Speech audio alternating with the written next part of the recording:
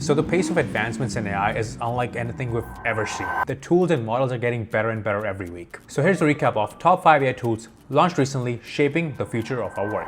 So there's a new tool that dropped recently. It's called Ebsynth. It's kind of like Photoshop, but for videos. So basically, we have a video. We can take a frame. We can add a photo. We can draw anything with a pen tool. Use a timeline to define how long we want to keep the change, like dropping this photo of a mustache and a beard, and it will add that to the part of the video automatically. Next up, we have Replit Agent 3, which is a brand new model dropped by Replit to turn your prompts into code. There's a lot of discussion among product managers and other small teams where instead of paying for external tools, there's a growing number of teams who are using these AI coding tools to build software to replace paid subscriptions. And with the models like Replit Agent 3, it's getting easier and easier. For example, if you use Trello to manage your projects. If I just type roadmap planning tool with drag and drop cards, this is what I was able to build with a single one-line prompt. Here's like my Trello looking competitor. I can add a new item, for example, creating collaboration among multiple team members. This is a tool I can use with my team to track which features to build. Just gonna be a description. I'm just gonna say like, I don't know, team plans.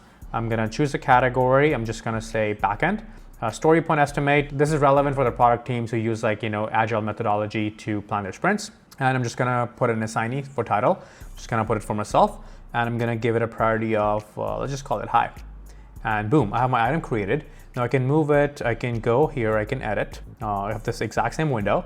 Now I can move it over here, I can move it over here, I can move it over to complete. This is Q4 2024. Not accurate. I wish I could have chosen like 2025 just because more relevancy with the time that we have right now. This video is 2025. Those things I can just edit by chatting with the platform. But from a single one line, I was able to create this tool that could replace my Trello. This is empowering for anyone who always wanted to code, but either felt scared to learn or didn't have the time or the resources. Now you can start using these vibe coding tools like Replit Agent 3 to turn your ideas into these little apps. And then once you start getting into the nitty gritty, and you'll be able to learn with experience. Anyway, this is not a sponsored piece by Replit Agent 3, just part of the updates that this was launched last week. So we're gonna move on.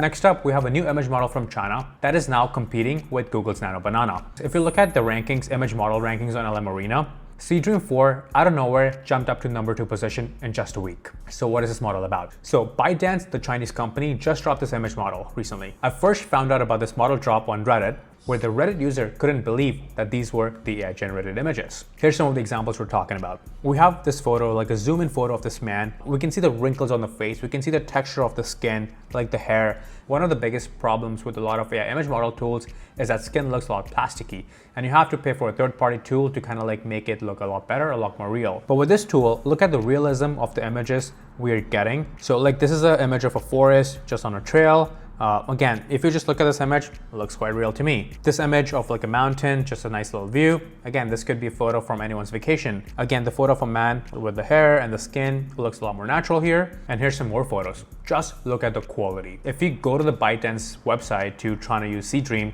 you're not gonna find a link to actually try it because they're only giving the API. So I found 2 easy ways for you to try it. One is to go to Higgsfield, then if you go to their image tool, you'll be able to use a Seemdream 4.0 model.